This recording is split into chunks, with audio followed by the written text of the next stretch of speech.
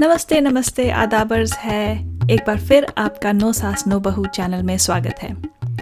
आज की कहानी का नाम है बकरी बाई और जहरीला सांप।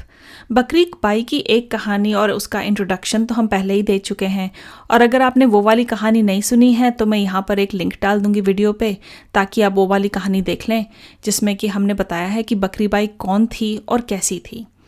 ये कहानी एक दूसरे दिन की है जब बकरी बाई ने हमारी बहुत मदद करी। बात उन दिनों की है जब हम मध्य प्रदेश में जबलपुर नाम के एक शहर में रहते थे। जबलपुर एक बहुत ही खूबसूरत शहर है, बहुत हरा भरा, और जहाँ हम रहते थे वो एक सरकारी बंगला था और एक बहुत ही खूबसूरत एस्टेट था जहाँ खूब हरियाली थी और बड़े बड़े पुराने पुराने पेड़ लगे हुए थे। हमारा बंगला जिसमें हम रहते थे वो करीब 100 साल पुराना था।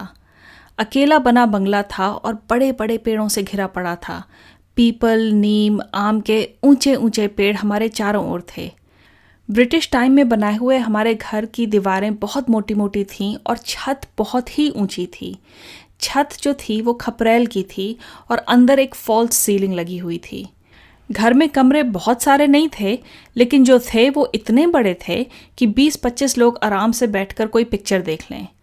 पहले तो ऐसे घर में रहना बहुत ही अजीब लगता था, पर धीरे धीरे आदत हो गई। एक शाम की बात है कि बच्चे बाहर लॉन में आसपास के अन्य बच्चों के साथ खेल रहे थे और अचानक ही बच्चों ने देखा कि घर की छत पर एक लंबा सा बड़ा सारा सांप मटर गश्ती कर रहा है। बच्चों ने चिल्लाकर मुझे तुरंत बुलाया। सांप बहुत लंबा था और सरासर इधर से उधर जा रहा था।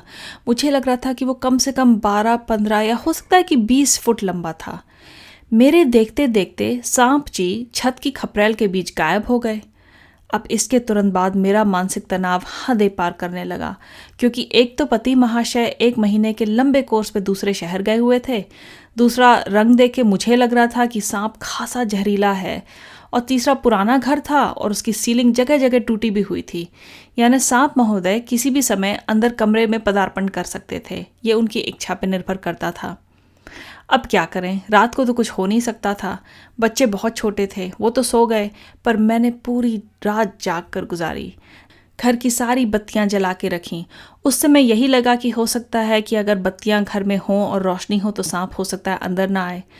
सुबह फायर ब्रिगेड वालों को मदद के लिए बुलाया गया। ये जानिए कि उस समय ना इंटरनेट था ना मोबाइल फ़ोन थे, तो इस प्रॉब्लम का सोल्यूशन हम तुरंत नहीं ढूंढ सकते थे। फायर ब्रिगेड वालों ने जो उपाय बताया वो मेरे लिए मुश्किल ही नहीं, नामुमकिन था। वो लोग सीधे सांप ढूंढने के लिए पूरे घर की सारी छत तोड़ने के लिए जा रहे थे। मैंने उनसे पूछा कि सांप विदा करने के बाद वो लोग क्या तुरंत छत की मरम्मत करा देंगे? ऑफ कोर्स उन लोगों ने साफ इनकार कर दिया। अब क्या करें, बरसात का मौसम शुरू हो चुका था। टूटी छत के साथ तो गुजारा था नहीं, वो भी छोटे बच्चों के साथ। तभी एक शुभचिंतक दोस्त एक तांत्रिक महाशय को बुला लाए, जो सांपों को अच्छा खासा कंट्रोल रख लेते थे। सिर पर एकदम सफ़ेद बाल, सफ़ेद दाढ़ी, सफ़ेद कुर्ता पजामा, सफ़ेद जूते।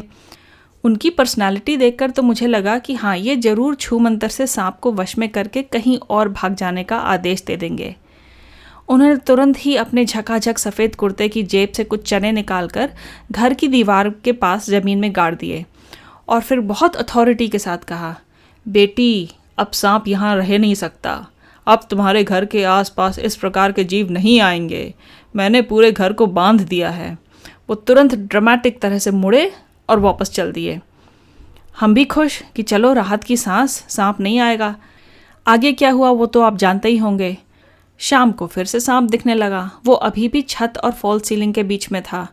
छत के एक कोने से लटकी हल्की सी पूंछ ने तांत्रिक महाशय के चनों को अंगूठा दिखा दिया। दूसरी रात भी मैंने जाग करके काटी, क्योंकि सांप का डर जो बैठा हुआ था दिल में वो हट ही नहीं रहा था, और बार बार सांप दिख भी रहा था। अगली सुबह मैंने सोच लिया कि अब छत तुड़वाने के अलावा कोई चारा ही नहीं है।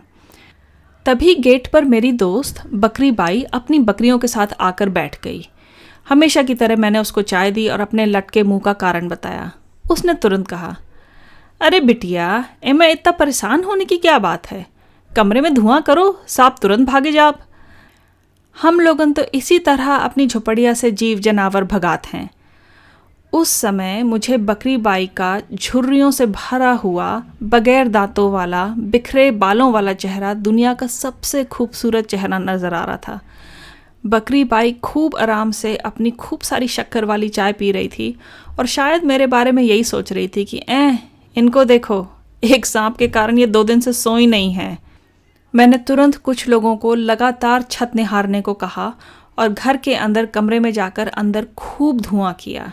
खूब सारा पेपर जलाया, न्यूज़पेपर जलाया, मैगजीन्स जलाईं ताकि खूब सारा धुआं हो। कुछ ही मिनटों में सांप जी छत से कूदकर सरपट भागते हुए पता नहीं कहाँ गायब हो गए। घनी राहत जी, घनी राहत।